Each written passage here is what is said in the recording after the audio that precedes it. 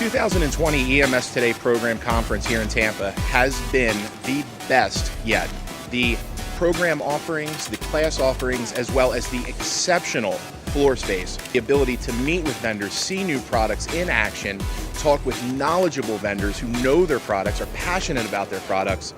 I couldn't speak any more highly about this convention.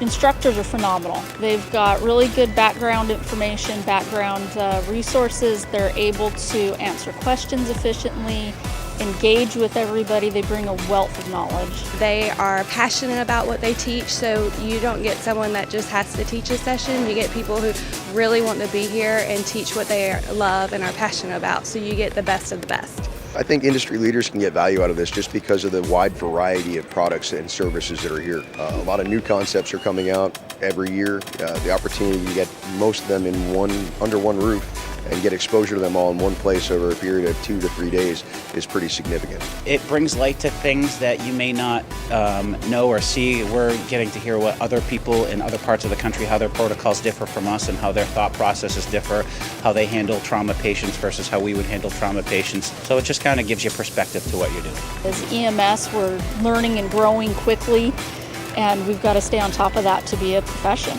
A conference like this is just so huge to stay up on that information and to network with other professionals, see what other agencies are doing, what is out there, and that cutting edge type of stuff.